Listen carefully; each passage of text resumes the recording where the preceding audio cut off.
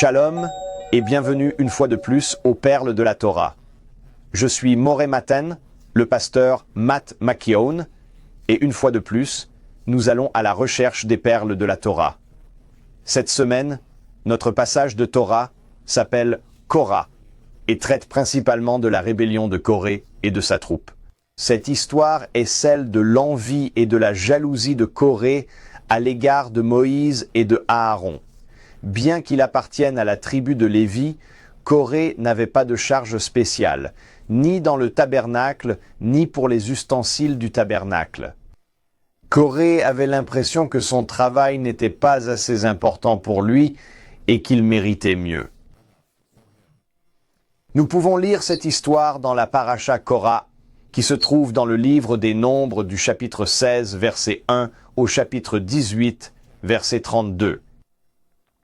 Ce passage nous parle aussi de la rébellion fomentée par Corée, Dathan, Aviram et Hun, qui se révoltèrent contre l'autorité de Moïse et de Aaron. Cela ne parle pas seulement de rébellion contre l'autorité, mais il y a aussi une dimension de jugement et d'expiation. Commençons donc par examiner le premier point, c'est-à-dire la rébellion. D'un point de vue juif traditionnel, la rébellion de Corée est considérée comme un défi lancé au fait que ce soit Dieu en personne qui ait fait de choix de Moïse et de Aaron. Rappelons-nous que ces hommes ne se sont pas autoproclamés les conducteurs du peuple et qu'ils n'ont même pas demandé à Dieu une telle position. C'est Dieu qui a pris l'initiative et les a désignés comme conducteurs. Nous voyons dans le traité Sanhédrin 110a du Talmud une discussion sur les motifs de la rébellion de Corée, suggérant qu'elle était motivée par la jalousie et l'ambition. Rashi commente Nombres chapitre 16 verset 1 et nous dit que Corée, qui était un lévite, s'était senti lésé parce qu'il n'avait pas été choisi comme chef de sa tribu, et ses revendications ont influencé d'autres personnes. Maintenant, cette semaine, je me prépare à partir pour faire un grand voyage. Je serai absent pendant presque tout le mois de juillet. Alors priez pour moi, car je suis envoyé en mission par notre ministère dans plusieurs pays d'Europe et même en Afrique. C'est mon travail. C'est le travail pour lequel Rabbi m'envoie. Je ne peux pas être jaloux ou envieux du travail de quelqu'un d'autre. C'est la responsabilité qui m'a été confiée et chacun dans notre organisation et dans n'importe quelle organisation a un rôle particulier à jouer. Et cela ne sert à rien d'envier le rôle de quelqu'un d'autre. Rashi mentionne également, et c'est la raison pour laquelle je pense à mon voyage, car lorsque nous serons en France, nous irons aussi quelques jours à la synagogue de Rashi et à sa sépulture. Donc, je disais que Rashi explique également que les revendications de Corée n'étaient pas bien fondées parce qu'elles étaient motivées par l'envie et la rivalité, et non par un pur désir de justice ou d'amélioration dans la façon de diriger. Il ne pensait pas vraiment qu'il pouvait faire un meilleur travail et il ne recherchait pas vraiment la justice, c'est-à-dire redresser quelque chose de bancal.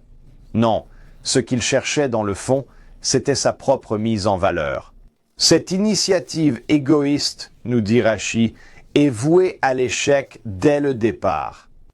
L'idée est mauvaise sur toute la ligne.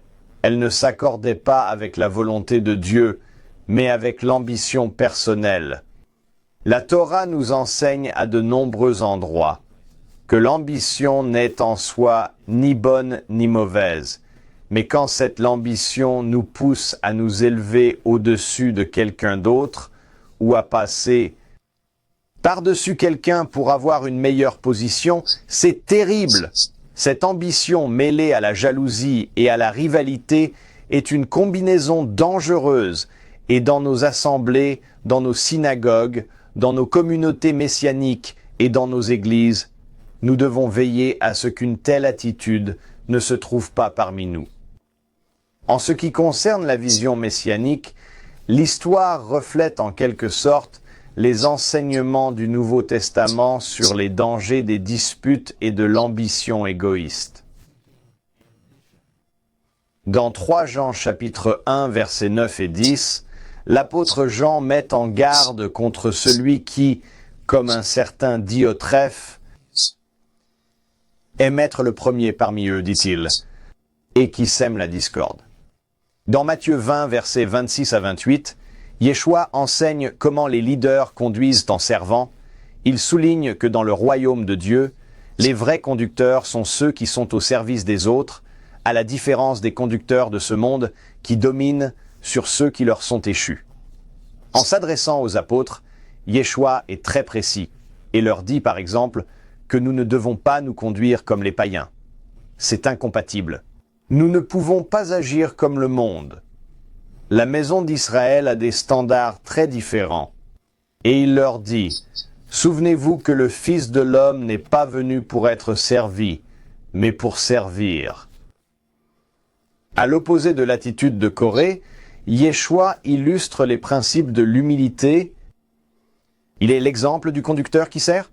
Ces principes sont à la base du judaïsme messianique et sont soulignés tout au long du Nouveau Testament.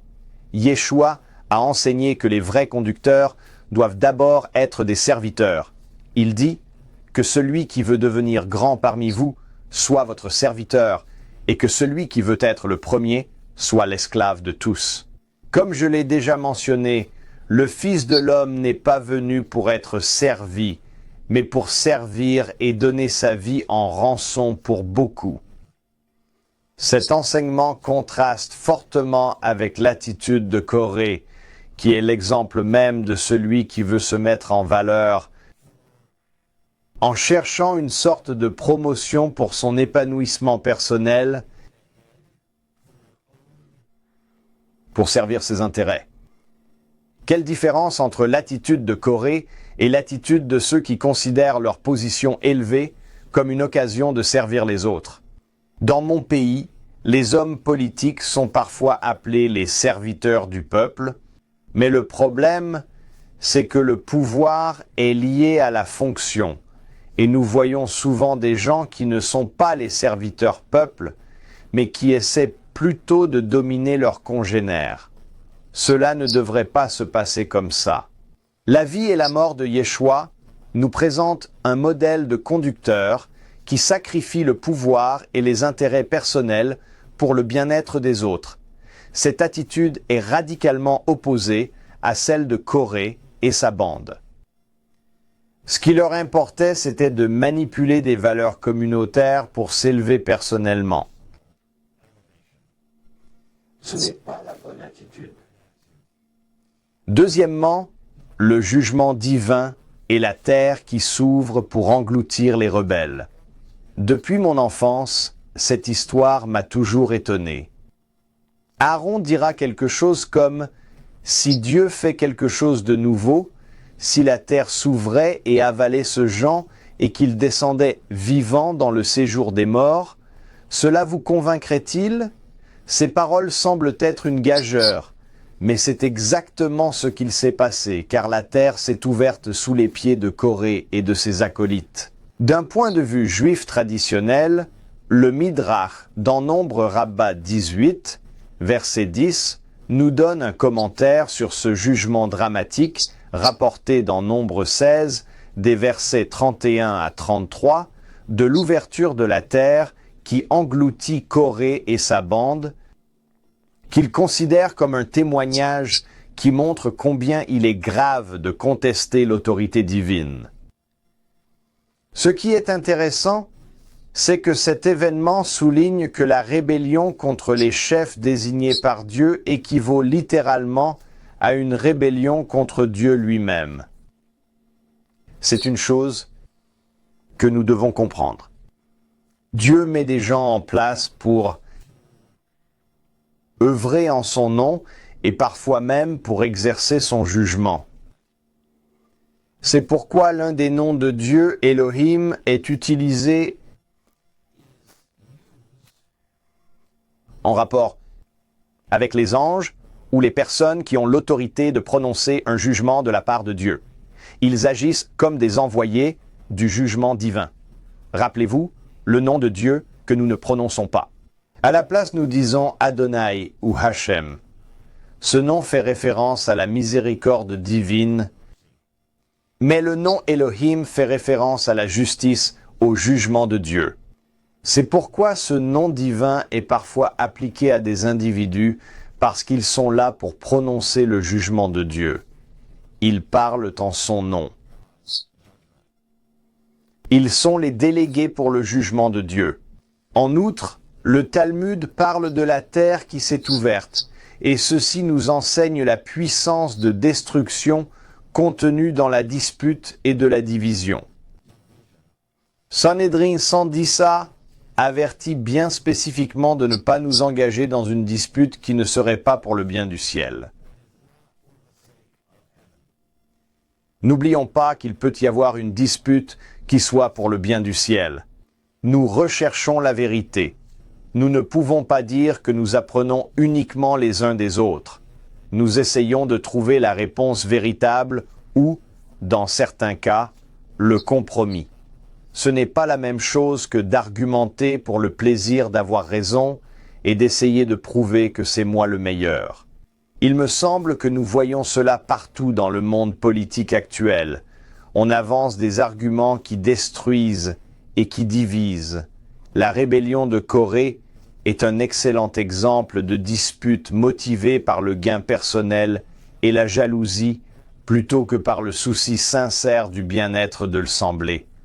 Du point de vue messianique, le concept de jugement divin est également présent dans les enseignements de Yeshua, en particulier dans ses paraboles telles que celle du blé et de l'ivraie, que l'on trouve dans Matthieu au chapitre 13. Nous y voyons le jugement dernier où il est clairement question de séparation. Dieu place devant lui les justes et les méchants.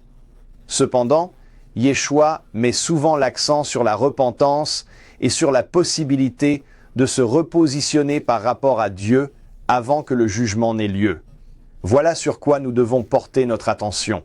Nous ne pouvons pas nous réjouir du jugement de Dieu sur les autres. Si nous le faisons, si c'est notre attitude fondamentale, alors nous ne sommes pas différents de Jonas qui s'est assis sous les branches de cet arbre que Dieu avait fait pousser pour lui. Il s'est assis à l'ombre du ricin en attendant de voir le jugement et la colère de Dieu s'abattre sur Ninive. Mais lorsqu'il a vu la repentance du peuple, il fut déçu. Quelle terrible attitude! Notre but ultime et notre souci principal doivent être la repentance. Nous devons garder à l'esprit que les gens ont une occasion de se repentir et nous devons leur présenter cette occasion. Nous ne voulons pas voir la destruction des autres.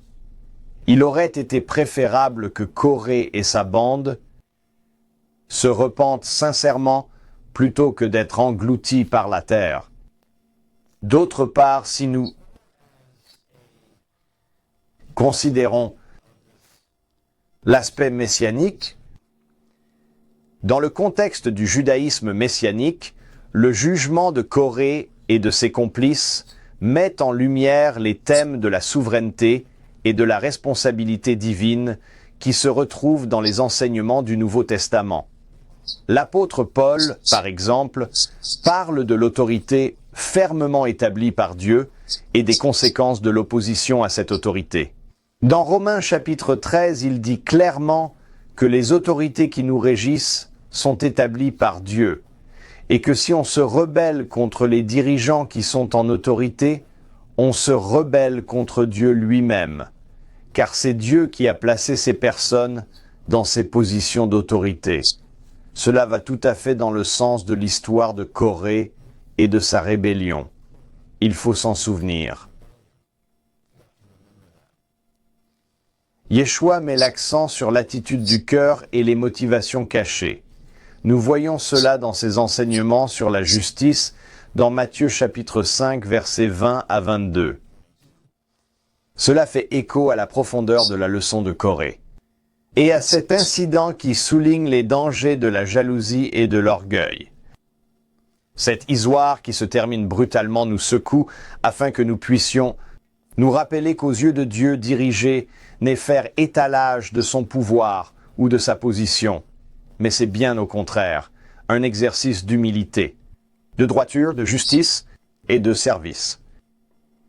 Moïse nous en a montré l'exemple et, bien sûr, nous les voyons en Yeshua, et comme il est écrit en Philippiens 2, verset 6, lequel, existant en forme de Dieu, n'a point regardé comme une proie à arracher d'être égal avec Dieu.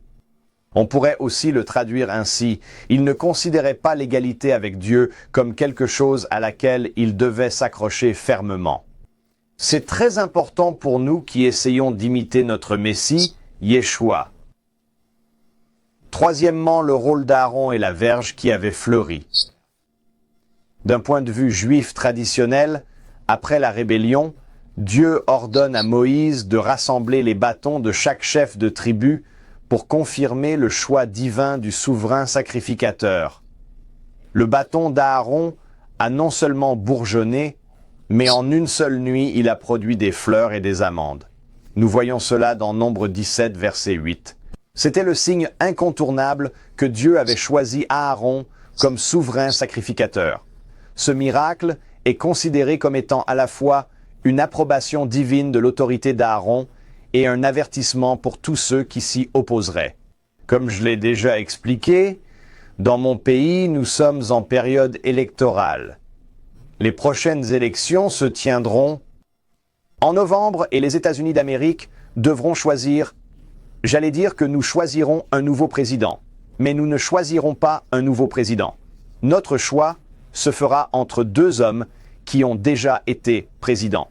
L'un qui est actuellement président et l'autre l'a été avant lui.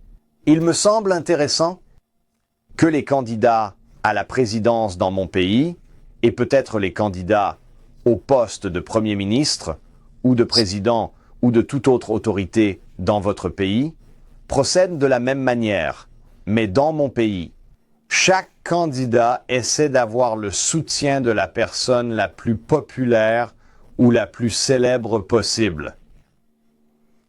Les célébrités, les musiciens, les acteurs, les activistes, les personnalités sur YouTube, tout le monde essaye d'obtenir le soutien de la personne la plus populaire ou la plus célèbre. Vous pouvez vous imaginer qu'Aaron est soutenu par le plus grand des plus grands. Il a le soutien de Dieu en personne. Parmi tous les bâtons rassemblés, un seul a fait l'objet d'un miracle, et c'est celui d'Aaron. Imaginez cela. Par nature, par définition, un bâton est quelque chose qui a été coupé d'un arbre.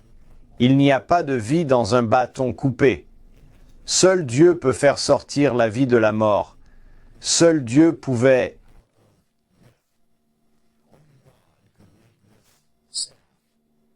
faire fleurir ce bâton et produire des amandes, et il le fait en une seule nuit. C'est tout simplement stupéfiant.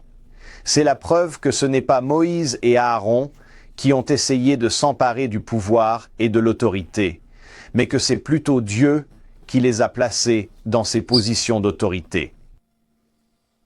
Dans le Nouveau Testament, en particulier dans l'Épître aux Hébreux, Yeshua est décrit comme notre souverain sacrificateur, dont l'autorité est confirmée par Dieu par de signes et de prodiges, en particulier par sa résurrection.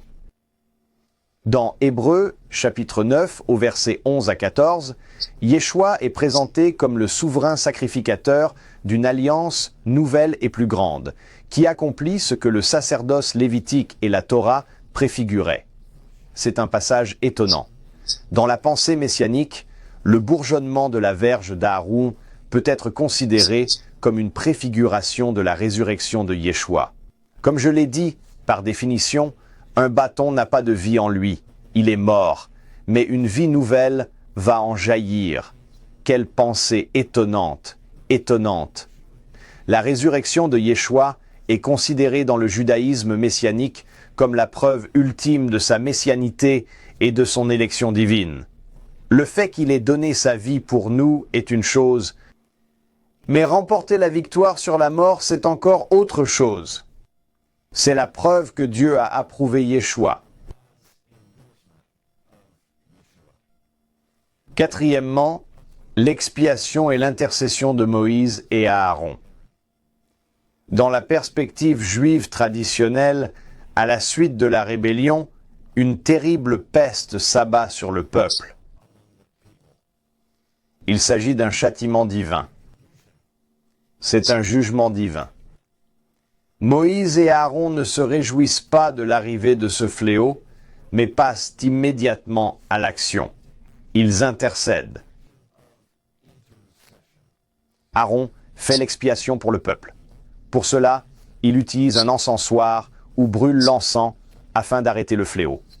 Cette action, qui est une forme d'intercession, est cruciale et souligne le rôle de médiateur du sacrificateur qui se tient entre Dieu et le peuple et qui intercède en sa faveur.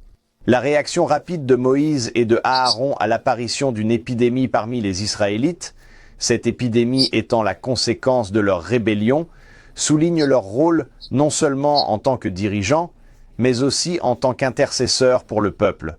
C'est très important. Nous lisons dans Nombre 16, versets 46 à 48, que Aaron a suivi les instructions que Moïse lui donnait. Il prend l'encensoir et fait l'expiation pour le peuple en se tenant entre les morts et les vivants afin que le fléau s'arrête. C'est tout à fait étonnant. Le Talmud discute de l'efficacité de l'intercession d'Aaron et souligne le pouvoir de l'intercession des justes pour être délivrés de la colère divine. C'est ce que nous voyons avec Yeshua. Son rôle d'intercesseur est central dans le Nouveau Testament. Nous voyons son rôle d'intercesseur en faveur des croyants dans l'Épître aux Romains, chapitre 8, verset 34. Sa mort sacrificielle et son intercession permanente constituent l'ultime expiation pour le péché, sublimant l'expiation faite par Aaron. Avec Yeshua, c'est l'expiation ultime. L'histoire encourage également à la réflexion personnelle sur le rôle de chacun dans l'intercession pour les autres. Nous devons être des intercesseurs les uns pour les autres, que ce soit par la prière ou par des actes de pardon ou en défendant la cause de quelqu'un d'autre. Cela incite les croyants à réfléchir à la manière dont ils peuvent être des moyens de réconciliation. Rappelez-vous que nous avons chacun dans le cadre de nos vies ce ministère de réconciliation et de paix en suivant les exemples de Moïse, d'Aaron et, bien sûr, de Yeshua. Cinquièmement, les responsabilités et les droits de la sacrificature. D'un point de vue juif traditionnel, la dernière partie de la paracha, nombre 18, détaille les devoirs et les privilèges des sacrificateurs et des Lévites, en soulignant le sérieux et la sainteté de leur service. La distribution des dîmes et des offrandes souligne le rôle de la communauté dans le soutien du sacerdoce, un thème développé dans la loi et les commentaires juifs. Le célèbre Rabbi Rashi commente le verset 21 de Nombre 18 et explique l'importance pour les Lévites de recevoir la dîme pour leur service dans le tabernacle. Cette compensation leur permettra, puisqu'ils n'auront pas de territoire à entretenir, de se dégager de toute forme d'activité financière. Cet arrangement permet aux Lévites de s'engager pleinement dans leurs responsabilités spirituelles sans être distraits par les soucis financiers. Et permettez-moi de vous dire que ceux d'entre nous qui exercent un ministère pourraient être distraits par leurs soucis financiers. Nous devons être très prudents. Parfois, nos soucis financiers sont même liés au fait que nous ne raisonnons pas avec une mentalité d'abondance. Pendant plusieurs années, Rabbi Shapira s'est beaucoup investi pour m'aider à sortir de ce qu'on appelle une mentalité de pauvreté. Si vous servez le Seigneur, il prendra soin de vous. Cela ne signifie pas qu'il vous rendra riche. Nous ne prêchons pas l'évangile de la prospérité, mais nous croyons que Dieu pourvoira à nos besoins et nous avons besoin de croire qu'il prendra soin des personnes qui le servent. C'est une question de foi et c'est un domaine où nous devons être sérieux.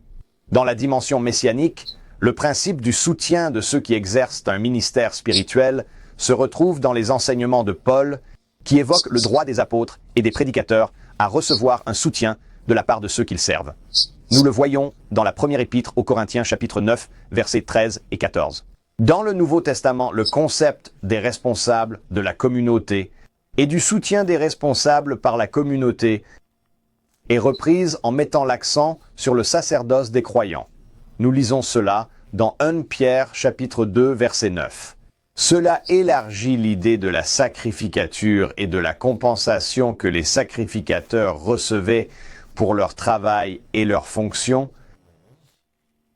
Et cela suggère que chacun d'entre nous, dans le royaume, a un rôle et une responsabilité, et que pour tous les besoins, il sera pourvu.